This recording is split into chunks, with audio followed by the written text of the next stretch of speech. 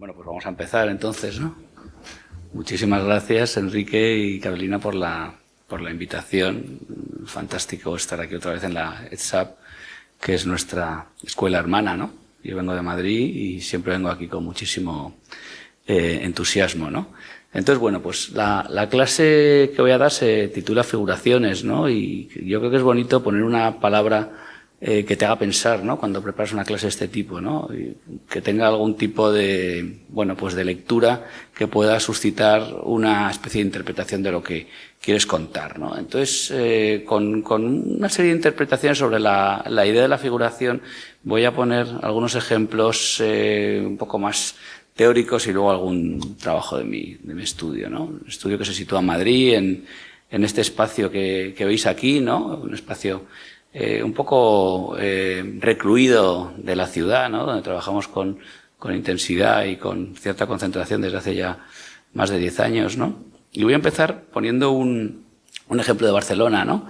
Que es una pieza muy querida del escultor Juan Muñoz, que es un escultor madrileño que murió hace ya unos años y que hizo esta pieza dentro de un programa interesante que se hizo Escultura Pública en Barcelona en el año olímpico. Está en la Barceloneta, es posible que la conozcáis, ¿no? Y a mí siempre me ha gustado mucho, siempre que estoy aquí me acerco a verla, porque tiene una especie de doble condición que tiene que ver con lo que quiero contar, que es la figuración como la literalidad de la figura y la figuración como la imaginación, la figuración como la posibilidad de figurarse algo, ¿no? Que es digamos, una reclamación que quería hacer yo a través de lo que quiero contar, ¿no? Como es posible que sepáis, pues es una pieza que está haciendo una referencia muy directa, además, al umbráculo de la Ciudadela, y que está trabajando con una tipología también muy simple, ¿no? Una especie de situación atávica o genérica, esa especie de envoltorio, y que además tiene dentro estas figuras, ¿no? Ya literalmente figuras que generan una especie de situación un poco enigmática, ¿no? Y además el título de la pieza se llama Una habitación donde siempre llueve, ¿no? Entonces, al introducir un título, al llamar algo de una determinada manera, digamos que el autor de una obra, de una pieza de arquitectura, de una pieza de arte, está introduciendo la fantasía, la imaginación, la forma de figurarse algo, ¿no? Llamar a las cosas de una determinada manera para generar una narrativa, ¿no? Segundo ejemplo, tiene que ver también, es Tudor City en Nueva York, que probablemente conozcáis, es un complejo híbrido, mixto, enorme, ¿no? De finales de los años 20, ¿no? Donde se está introduciendo una figuración neogótica y, por tanto, no es una pieza que haya sido muy celebrada por la modernidad, pero es un gran complejo mixed use, ¿no? Donde hay hoteles, apartamentos, pisos grandes, restaurantes, gimnasios, un parque, vistas de tenis, etcétera. Pero para producir esa situación como propositivamente programática, se introduce una figuración neogótica que dentro de la convencionalidad ortodoxa moderna resultaría chirriante, ¿no? Pero me interesa esa doble condición de tener que producir una situación onírica a través de la ficción, en este caso de lo neogótico, para justificar un programa tan novedoso como el que había aquí, ¿no? Estos ejemplos son ejemplos sobre los que yo he escrito recientemente y que tienen algo que ver con lo que contaré a continuación, ¿no? El tercer ejemplo es Fernando Higueras, ¿no? Cuyo archivo está aquí en Barcelona, en el Colegio de Arquitectos de Barcelona, ¿no? Y sobre el que hicimos un libro hace unos pocos años en Madrid, y que hizo esta idea de figurarse un lugar de una manera ficcional para poder reescribirlo, ¿no? En este caso Lanzarote, ¿no? Llegó a Lanzarote y dijo, bueno, pues Lanzarote es una especie de isla del tesoro, ¿no? Es una isla que yo puedo redescribir a partir de una condición física, programática, pero también onírica, incluso casi cósmica o trascendente, porque existe una relación con los elementos, con la naturaleza, con una serie de situaciones que pueden ser operativas para producir una arquitectura nueva, ¿no? Entonces, aquí se superponían el Hotel de las Salinas, y esto ha tenido influencia en algunas de las cosas que os enseño luego, un programa completamente prosaico, como puede ser el turismo, la necesidad de hacer un hotel muy grande además, con un programa onírico, fantasioso, que casi que te lleva a otro lugar, un mundo paralelo, ¿no? A través de la naturaleza, de la luz, de cómo se manejan las secuencias espaciales, cómo se maneja la sección, etcétera, ¿no? Entonces, esa idea de que la arquitectura no solamente debe de responder a condiciones pragmáticas, funcionales, etcétera, sino que tiene la obligación, de alguna manera, de figurar o de figurarse un mundo paralelo, ¿no? Y eso es casi lo que tenemos que ofrecer. Entonces, en mi posición más personal, frente a lo que pueden ser los paradigmas recientes que han validado determinada arquitectura, el reciclaje, la participación, la sostenibilidad, ¿no? Como digamos que hoy día casi toda la arquitectura contemporánea está intentando validarse a través de su cumplimiento muy estricto de determinados paradigmas que han sido prefijados con antelación, ¿no? Y por tanto no es tanto la creación de una narración o de esa figuración o de esa especificidad de los trabajos concretos, sino permanentemente ofrecer una militancia o una condición persuasiva de la que yo modestamente me siento alejado, ¿no? Porque pienso que lo que tienen que hacer los proyectos realmente es producir una especie de hiperespecificidad en cada una de sus situaciones, ¿no? Entonces, bueno, este es el famoso diagrama de Jenks que conocéis, ¿no? Y la interpretación que hizo posteriormente Alejandro Zaera con Guillermo Fernández Abascal, que es un diagrama de hace unos años. El de Jenks lo fue redibujando a lo largo de los años en sucesivas aproximaciones, ¿no? Y entonces, bueno, pues son como los movimientos, los paradigmas, como digo yo, estilísticos, más en el caso de Jenks, y más ideológicos o políticos, incluso en el caso de Alejandro y de Guillermo, ¿no?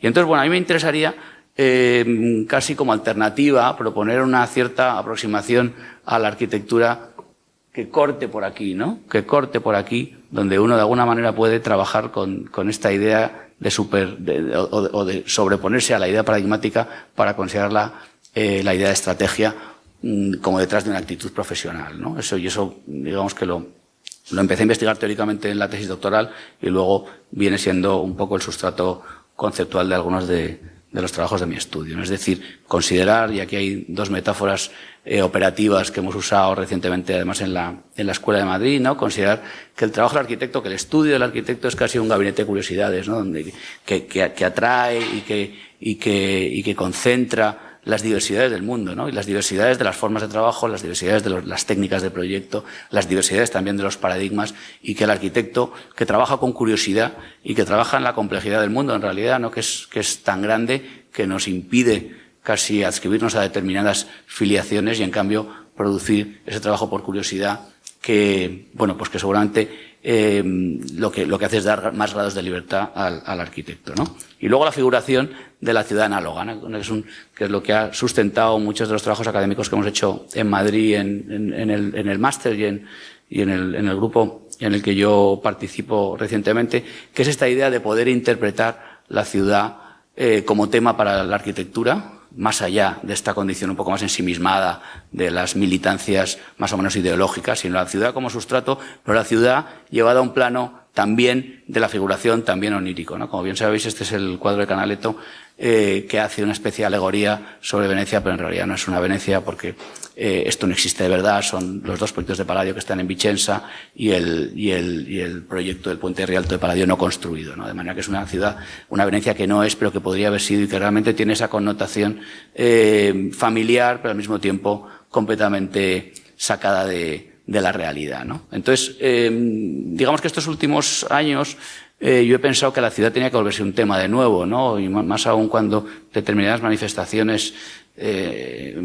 urbanas pues tenían o han tenido en contextos cercanos una especie de trascendencia bastante grande, ¿no?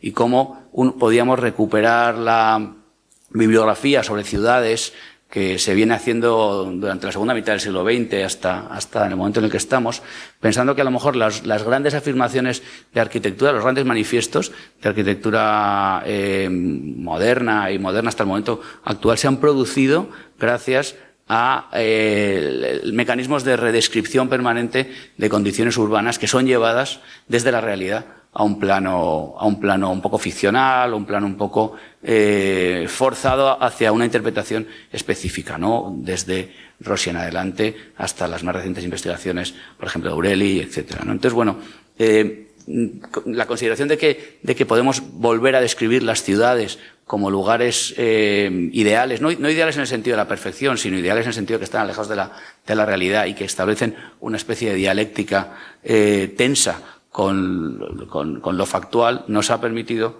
en la universidad, voy a poner un par de ejemplos, producir esta especie como de Madrid paralelo, ¿no? También, o sea, como si incorporásemos el libro de Madrid a esa bibliografía y pudiésemos analizar la ciudad a base de redibujarla y descubrir cosas bastante elocuentes, ¿no? O bastante inesperadas que solamente a través del redibujo afloran en el conocimiento, ¿no? Esta idea la hemos trasladado en los últimos 3 o 4 años Pedro Urzaiz, Federico Soriano y yo a la revista del Colegio de Arquitectos en Madrid que hemos dirigido, ¿no? Y donde hemos tenido de nuevo este tema, la ciudad como tema y la visión, la mirada sucesiva de la ciudad como una cierta arqueología en la que podíamos descubrir cosas que no eran muy evidentes, ¿no? Este es un ejercicio que hicimos que se llama Tessera Interrota, ¿no? Que es una reinterpretación del primer plano que se hizo de Madrid por Pedro Teixeira, que era originalmente un topógrafo portugués que viene a Madrid llamado por Felipe IV y que en el mismo año de la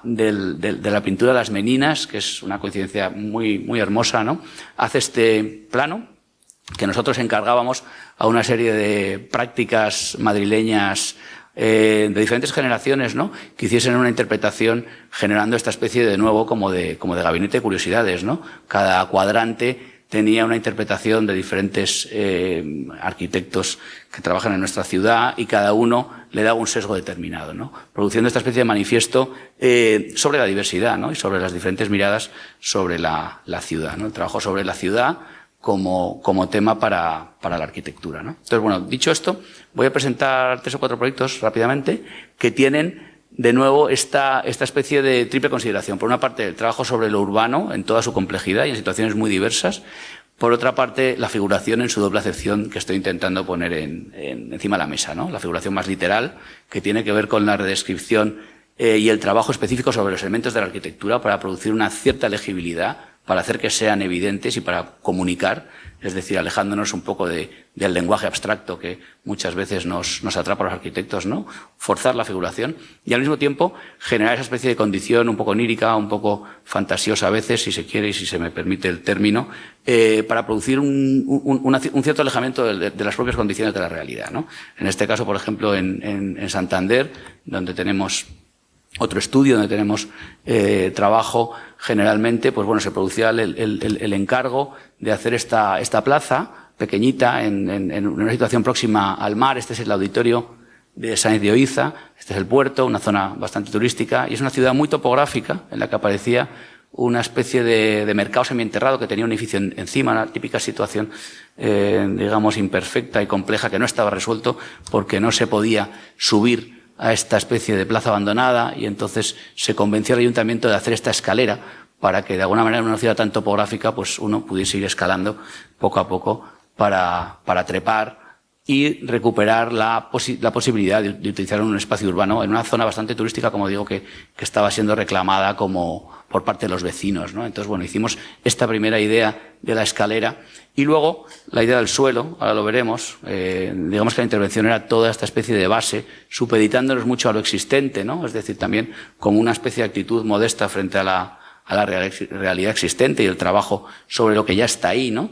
Y sencillamente proponer, como digo, una escalera que permita reclamar ese plano como un lugar de actividades para la ciudad, ¿no? Y en cambio, una vez que uno ha subido, generar una especie como de elemento de expectativa a través de esa figura súper ilusoria, una especie de figura de op art que, bueno, pues que venía siendo utilizada desde el barroco seguramente, o incluso antes, ¿no? Yo creo que incluso en San Marco de Venecia creo que hay algún dibujo de estos, incluso de la propia Edad Media, pero que había sido reinterpretada, por ejemplo, también por Juan Muñoz, ¿no? Por el artista que mencionaba al principio, ¿no? Y que pensamos que podía generar esa especie de plano absolutamente inesperado cuando subes hacia algo y te encuentras algo que no te esperabas, ¿no? Entonces, con esa idea tan literal, se produjo esta especie de gran alfombra, ¿no? Que por otra parte estaba construida con unas piezas de hormigón ecológico que se come el CO2, de manera que también tenía un desarrollo con una empresa, en este caso de Vitoria, bueno, pues que tenía su interés técnico añadido, ¿no? Pero no era nada más que la producción de esta especie de efecto un poco irreal flotando sobre la ciudad lo que nos interesaba hacer aquí, ¿no?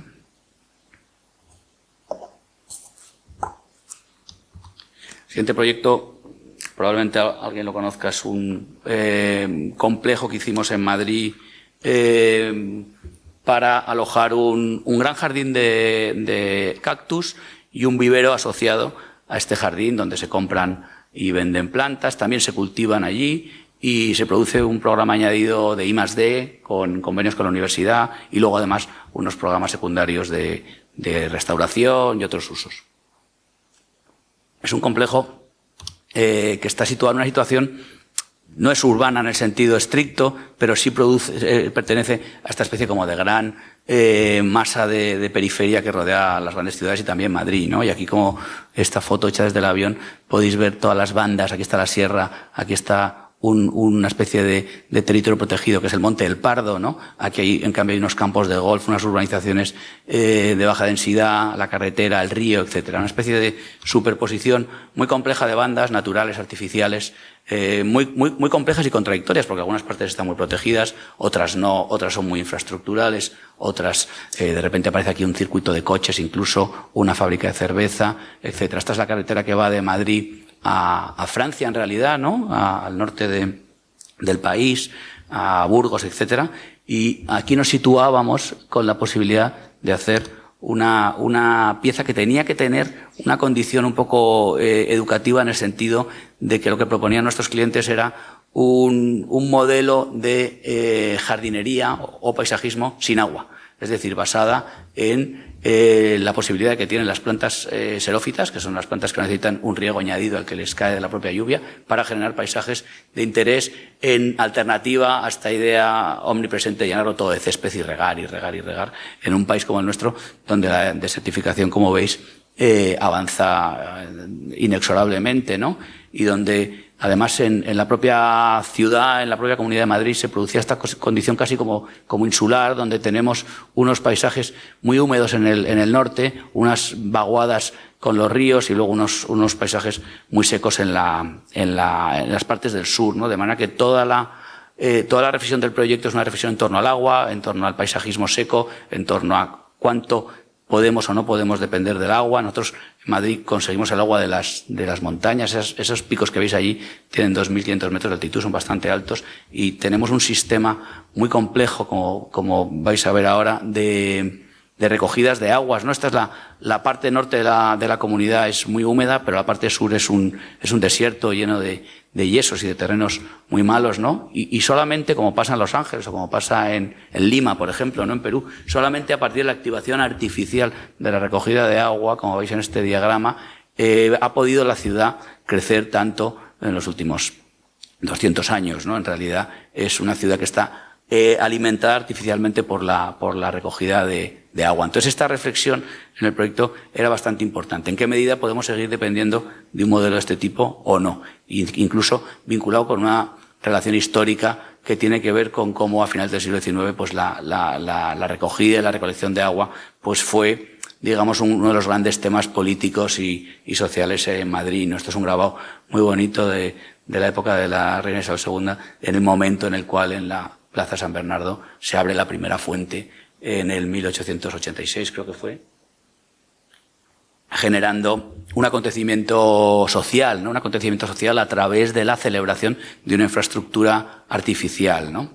Entonces, bueno, pues por dar una referencia que conocéis todos, por ejemplo, la Pradera de San Isidro de Goya es todo un programa alegórico de en qué medida el espacio social de la ciudad se produce en relación con la topografía, con el agua, con la relación entre, a un lado, el pueblo, que es el pueblo llano en realidad, aunque siempre se ha intentado decir que es un cuadro más aburguesado, pero si nos fijamos bien en las figuras que pululan por el centro del cuadro, tiene una cierta crítica social, en el sentido que se está enfrentando la población al skyline poderoso del momento, con la iglesia, el Palacio Real, etcétera, ¿no? Y en el medio está el río Manzanares brillando, estableciendo una especie de dialéctica y siendo el verdadero protagonista del cuadro, ¿no? Entonces, bueno, por otra parte nos interesaba, y era un requisito del proyecto, el vincularnos con toda la cultura de la exposición de cactus, ¿no? Ya que aparece de nuevo Fernando Higueras en su conexión con César Manríquez, del famoso Jardín de Cactus de Lanzarote, ¿no? Y luego nos pedían un gran espacio de exposición para las plantas, ¿no? Y pensamos de nuevo en esta especie de gran gabinete de curiosidades que es el Crystal Palace, ¿no? Incluso con su condición premoderna, que también era muy interesante, ¿no? Con su condición victoriana, capaz de nuevo como de aglutinar esas diversidades en un único gran espacio, ¿no? Pero nos encontramos con este descampado, ¿no? Entonces el proyecto es un proyecto de regeneración y de reciclaje de este descampado para convertir este descampado en este paisaje en algo así como 2 años, ¿no? Con un ejercicio de excavar, quitar el terreno contaminado que tenía 4 metros incluso de acumulación de asfaltos de las obras de la autopista que está al lado, ¿no? Y poco a poco establecer un proceso hecho con ingenieros, hecho con paisajistas, hecho con otros técnicos, un proceso de regeneración del suelo que pensamos que puede ser también un cierto modelo ejemplar para ocupar las periferias que han sido, digamos, convertidas en descampados a lo largo de los años y con el desarrollo de las ciudades, ¿no? De manera que, de una manera un poco surrealista, se plantó primero el jardín y luego se colocó encima el edificio, flotando en gran medida sobre él, ¿no?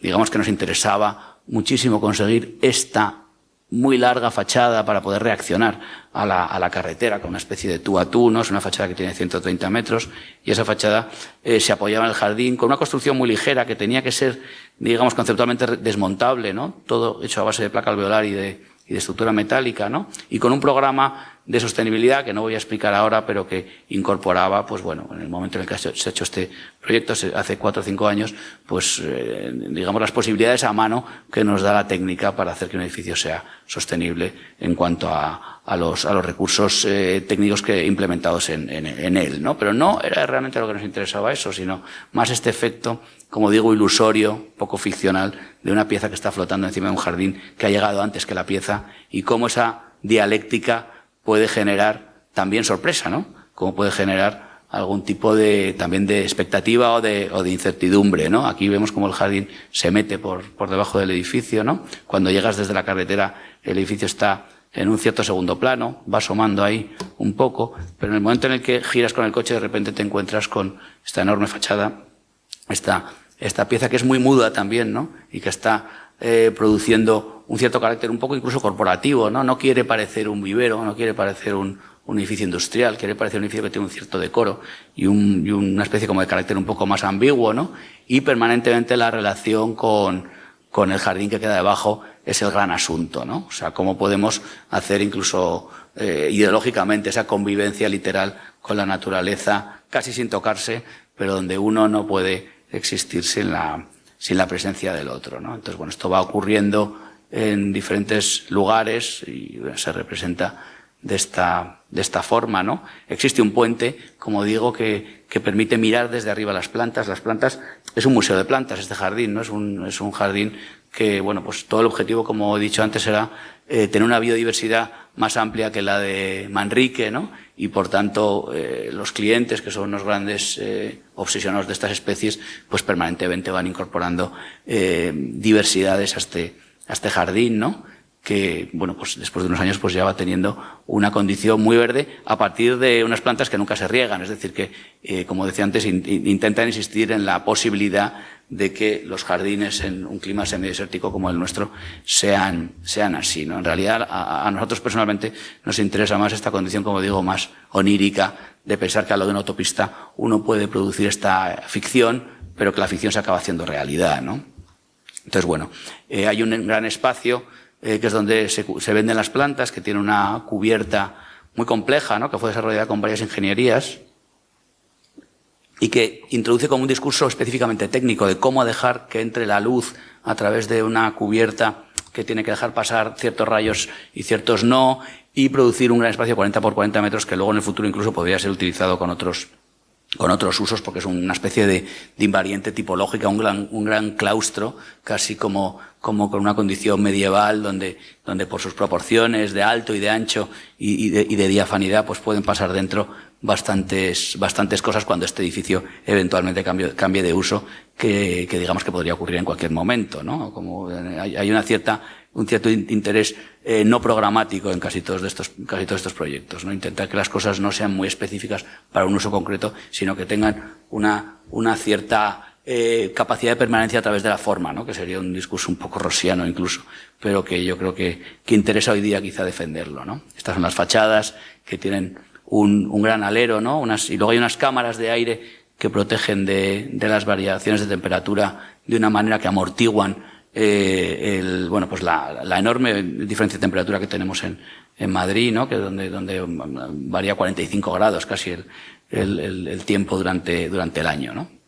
Y luego una reflexión a lo mejor interesante en cuanto otra vez a la figuración, que es la cornisa, ¿no? O sea, pensar que podemos hacer un edificio moderno, contemporáneo y que no tenga una condición figurativa, digamos, más que la corporativa casi, pero en cambio puede tener un alero de 1 metro y pico que le quita bastante sol, y que además podemos jugar de una manera casi manierista con esta idea de la cornisa, haciendo una cierta celebración de un elemento constructivo o un elemento arquitectónico clásico con el pliegue de una plancha de aluminio, ¿no? Entonces, cuando fue la Bienal de Venecia del año pasado y se abrió una convocatoria de proyectos, nosotros queríamos presentar este proyecto, pero no queríamos presentarlo en sus fotos o en su condición más o menos objetual, sino que propusimos hacer de nuevo un gabinete de curiosidades en el que se introdujesen de una manera muy educativa cómo había sido el reciclaje de ese terreno para convertirlo en un terreno natural cuando había sido un descampado, ¿no? Entonces, propusimos esta caja, que era una caja en la que decíamos, bueno, pues vamos a poner una foto de cómo estaba antes, cómo estaba después, y vamos a poner un estrato abajo con el terreno contaminado que se sacó, el asfalto que se sacó del terreno, y arriba vamos a poner cómo hemos metido los diferentes sustratos que han regenerado el terreno, ¿no? Entonces, bueno, esta es la caja que presentamos y que ha estado en Venecia pues 6 meses y ahora justo acaba de volver, ¿no? Bueno, aquí había un pequeño vídeo, no sé si vamos bien de tiempo.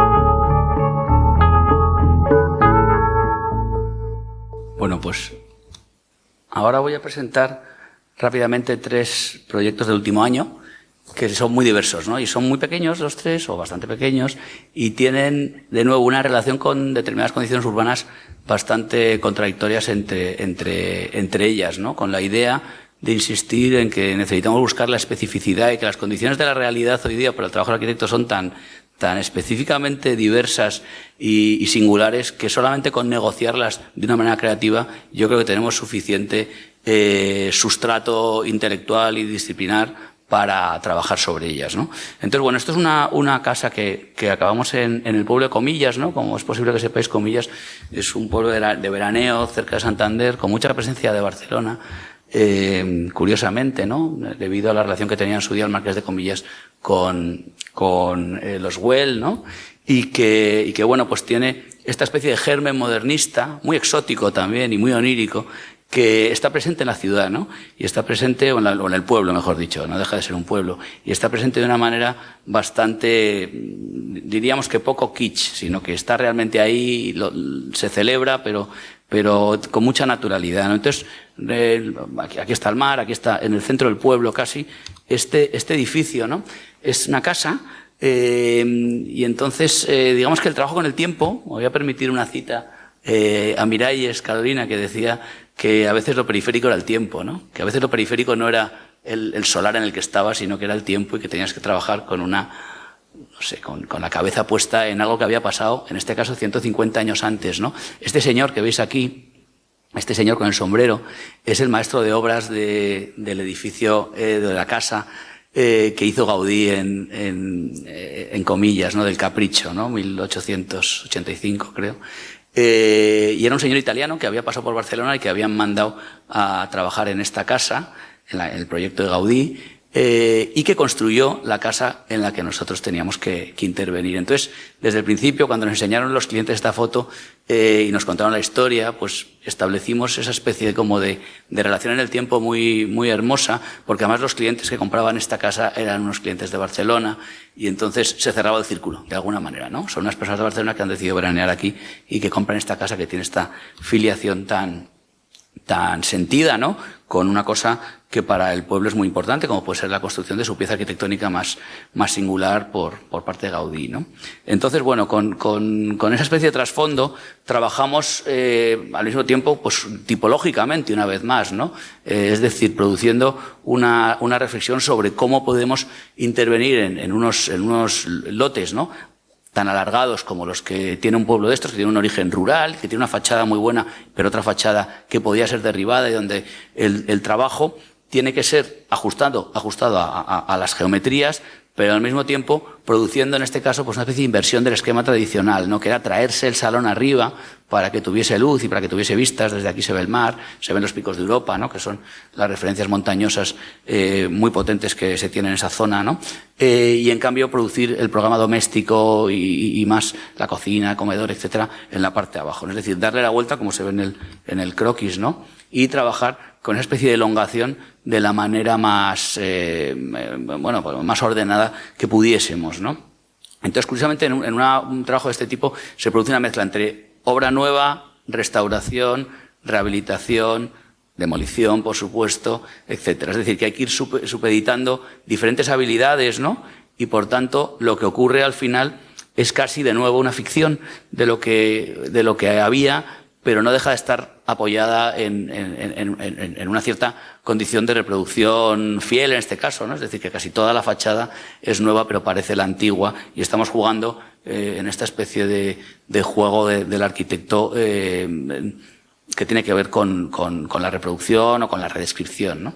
Incluso la redescripción de la fachada nueva y la fachada antigua, ¿no? La fachada nueva es una pequeña interpretación más abstracta, más sencilla si se quiere, de la condición un poco aligerada hacia arriba de la fachada original, que como digo se restaura en gran medida, pero se rehace también en gran medida y acaba teniendo esta especie de transparencia casi como si fuese un edificio moderno cuando realmente tiene 180 años prácticamente, ¿no?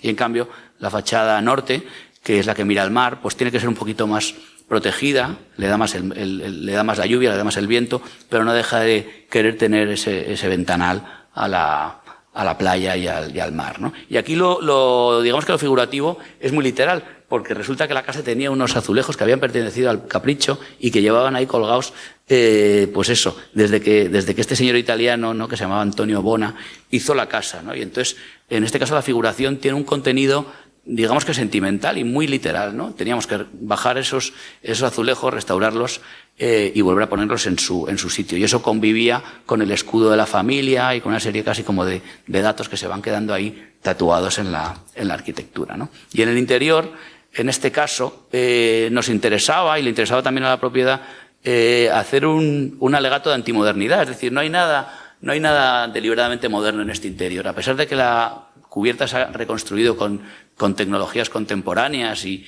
realmente tiene una precisión que a lo mejor se consigue gracias a cortes digitales y cosas de esas, pero realmente lo que estamos viendo aquí es exactamente lo que hubo en su día, reinterpretado, reconstruido, y no hay un rastro de modernidad en la decoración. Realmente parecería casi que el arquitecto como interiorista o como alguien que impone una cierta estética no ha pasado por aquí. Y esto en este caso nos interesaba y nos parece que también es una forma de trabajar hoy día, ¿no? producir esa especie casi como de anonimato interior donde precisamente por eso el usuario se identifica desde el principio con lo que tiene delante, ¿no?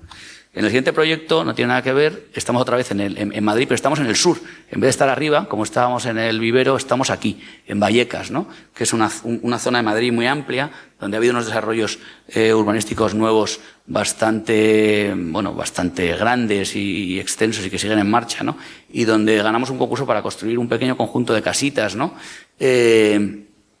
En este contexto, en un contexto, este es Hans Hack, el artista, ¿no? Que hizo un trabajo hace 2 o 3 años cuando empezamos el proyecto, que era registrar la condición descarnada y completamente despersonalizada de estos nuevos desarrollos, ¿no? Entonces, como era un concurso, pensamos cómo podemos relacionarnos con este paisaje que además ofrece unas condiciones de trabajo técnicas bastante complicadas. Había que hacer un pilotaje para cimentar porque los yesos son unos suelos muy malos, ¿no? ¿Cómo podemos relacionarnos con este paisaje de una manera que produzcamos una cierta identidad, que produzcamos una cierta pertenencia al sitio y que podamos pasar por encima de esta condición despersonalizada de los nuevos desarrollos de cualquier ciudad, ¿no? Y entonces aludimos a este grupo de artistas de mitad del siglo XX en Madrid, que era en la Escuela de Vallecas, ¿no? Aquí tenemos un cuadro de Alberto Sánchez y otro de Benjamín Palencia, ¿no?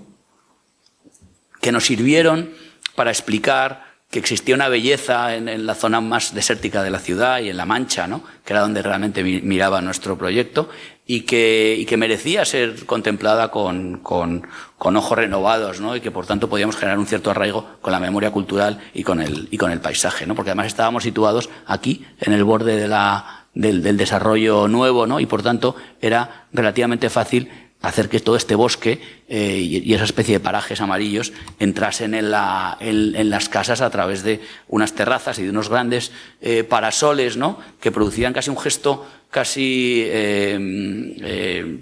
como si de una cara se tratase, ¿no? Mirando hacia ese horizonte, ¿no? Y al mismo tiempo, de nuevo, una pequeña reflexión tipológica. Queríamos, como ejercicio, ver de qué manera podíamos convertir el concepto de chalet adosado que invade las ciudades en una casa-patio, ¿no? Y así lo explicamos en su momento. ¿Cómo podemos hacer que una casa anónima y genérica, adosada, tenga el arraigo que puede tener una casa-patio, recordando un poco el origen rural del pueblo de Vallecas, ¿no? Y era tan fácil como convertir las paredes medianeras en arquitectura. Es decir, no condensar todo el presupuesto en las casas, sino tener desde el principio una especie de condición de objeto en la casa y el jardín al que la propia casa abrazaba, ¿no? Si a esto le unificamos la vista, digamos que ya tenemos el diagrama del proyecto. No es un proyecto además que se hizo con una exigencia de sello BREEAM, con todas las condiciones técnicas que hoy día te exigen para tener este sello medioambiental en todos los acabados, en todos los materiales, etcétera, ¿no? Y este es el resultado, es un conjunto de 11 casas patio, en las cuales el loteo ya estaba dado por la propia ordenación de la ficha urbanística, con lo cual lo que había que hacer, como digo, era sencillamente entender el pequeño salto tipológico que convierte una adosado en casa patio y construirlo, ¿no? Y entonces intentar producir esta especie de contraste muy, muy dramático, yo creo, entre los bloques enormes que aparecen ahí por detrás y cómo nosotros intentamos hacer una pequeña alegoría casi rural, ¿no? O neorrural, ¿no?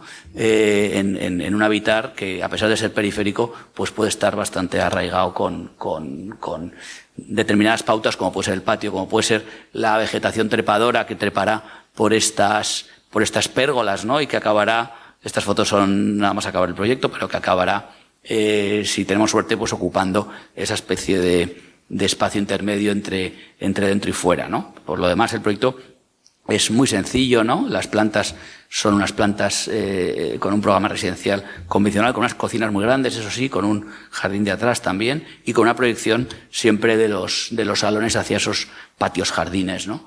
Donde de alguna manera aquí la figuración, volviendo al asunto, se produce en determinados elementos y en determinados materiales, ¿no? Nos interesa, por ejemplo, la textura de este muro, ¿no?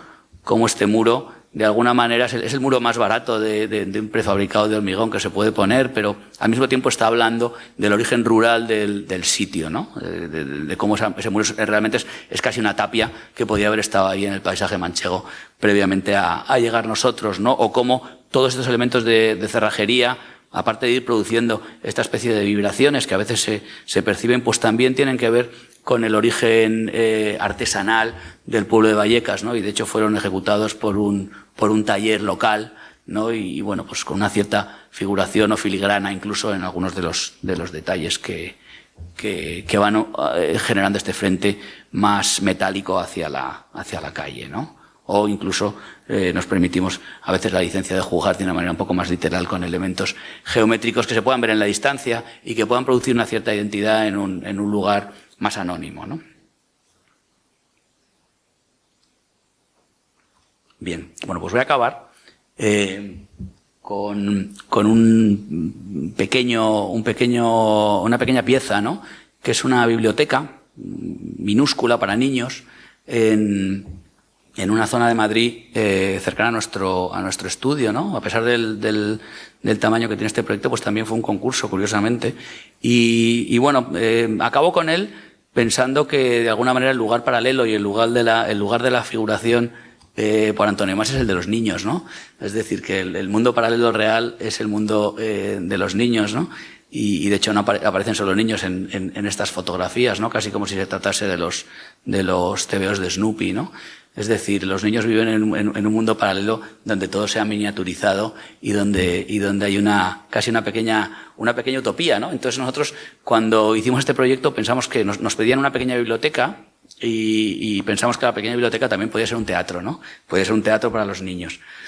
Podía ser un lugar donde los niños tuviesen esta especie de programa educativo completo que fuese leer y luego poder leer en público, por ejemplo, poesías como está leyendo este niño, ¿no? Había un árbol muy grande y bueno, este es el lugar en el que está, es la colonia del Viso, ¿no? El Viso es una ciudad jardín en el norte de Madrid que originalmente estaba en medio del campo, ¿no? Y que tenía un programa bastante propositivo tipológicamente. Fue diseñada por un conjunto de arquitectos, entre ellos Rafael Bergamín y Luis Blanco Soler, ¿no? Que luego fueron arquitectos modernos importantes en la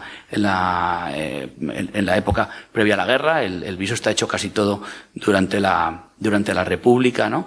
Y bueno, pues un programa donde habitaron personajes burgueses intelectuales ilustres, como por ejemplo Luis Martínez Feducci, o Juan Benet, el escritor, o Juan Daniel Fullaondo, o incluso Rafael Moneo, más cercano en el tiempo, y donde curiosamente perviven muchos colegios en esta idea de que la condición educativa de la propia tipología, de la propia idea de ciudad-jardín, todavía a día de hoy tiene algo que decir en la educación de un niño, ¿no? En esa especie de pequeña utopía en la ciudad que son estos conjuntos, e incluso lo son a día de hoy, que además se han llenado de árboles, ¿no?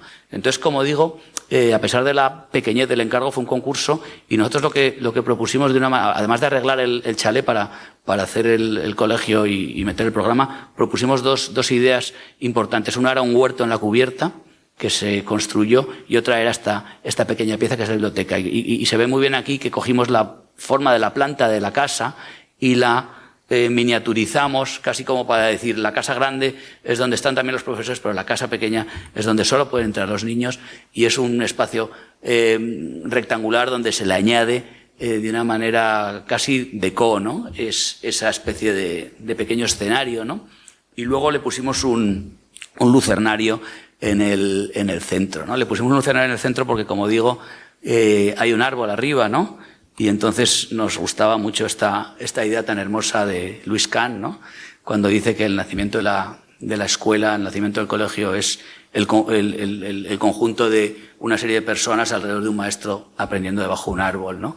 Y nos parecía que era una cosa suficientemente literal y clara y programática y hermosa para que la entendiesen los profesores, los niños, los dueños del colegio, y que de alguna forma la posición de esta pieza estuviese arraigada una vez más en este caso en la sombra de ese gran árbol, ¿no?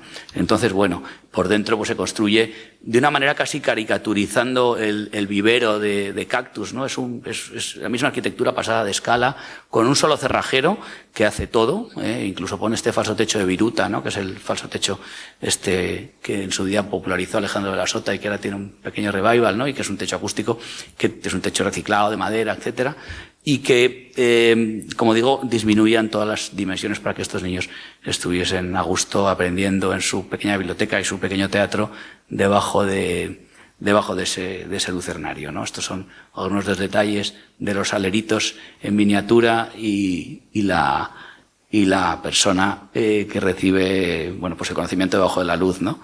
Yo creo que con esto ya acabamos y muchísimas gracias.